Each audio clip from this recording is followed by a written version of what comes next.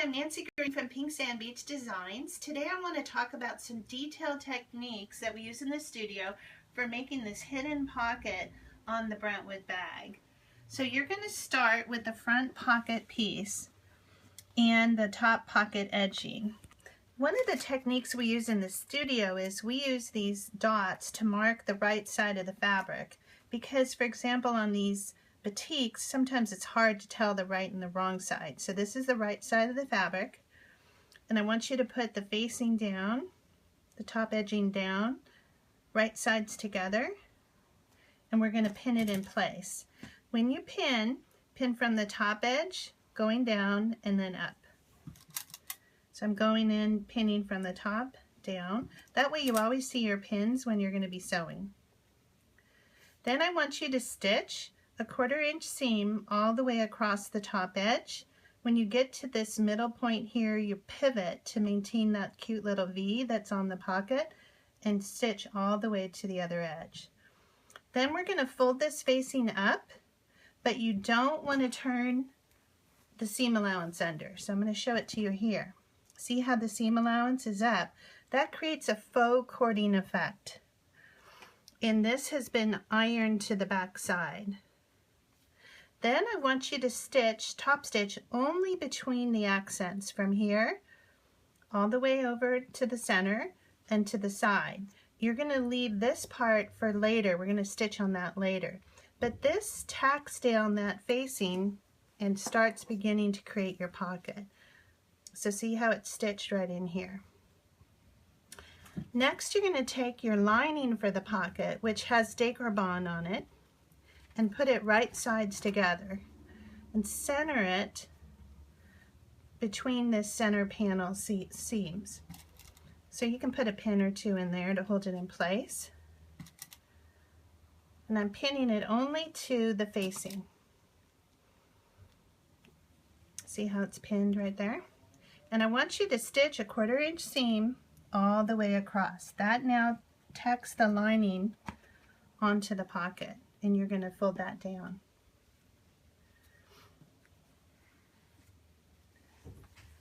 After you do it and iron it down, it's going to look like this. So see where we've sewn it here, and then we've ironed it down. Next, we're going to put this pocket onto the top facing.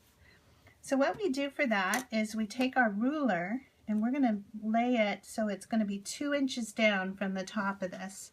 And the easiest way to do it is just line it up right like that. So I know it's 2 inches down, and we're going to put a pin in. I'll put a pin in here and a pin in here. You don't need to really pin in the center because we're going to leave that open. That creates the pocket opening.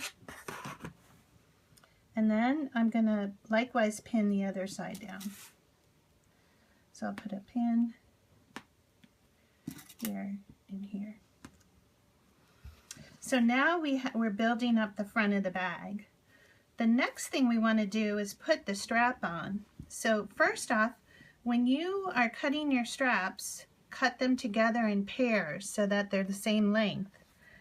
Then we're going to mark a chalk line 3/4 of an inch up from the edge, and I use a Choco liner. This lets us make a nice chalk line. We're going to take this strap now and stick it between the front purple fabric and the flower fabric. This is putting the strap into the front of the bag. Then I'm going to pin this in place.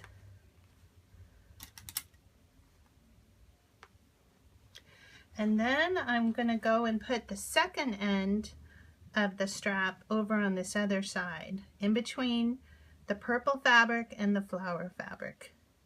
I'm lining up the edge of the strap with the edge of the purple fabric here. And I'm going to put 2 pins to hold it down.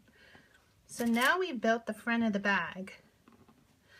I want you to stitch in the ditch right along the edge of this faux cording.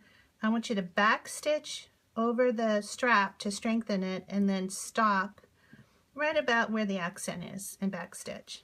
Skip all this area because that leaves your pocket open, and I want you to do the same thing. Backstitch here. You can backstitch again over the strap and then stitch all the way to the edge. You've now stitched the whole front of the back. It'll look like this one here. See how it's all stitched in place? There's an opening here and it's stitched in place, and these straps are nicely tucked into that seam. Now we're going to finish the inside of the pocket. You're going to take the pocket lining and fold it up to this facing and pin that in place. So I'm going to put a pin here, a pin in the middle, and a pin on the side. The easiest way to sew this is to flip this piece down and stitch right across here. So now we've stitched the lining up, and let me show you how it's going to look. Once you've stitched it, see how I've stitched all the way across here, the pocket's folded up, and all that's left now is to stitch this side seam. So see how the pocket is in here. We're going to stitch now this seam here, 1/4 inch seam and a 1/4 inch seam up this other side. At this point, your completed front looks like this. Here's your pocket stitched up. Here's the inside opening. And that completes the front hidden pocket on the Brentwood bag.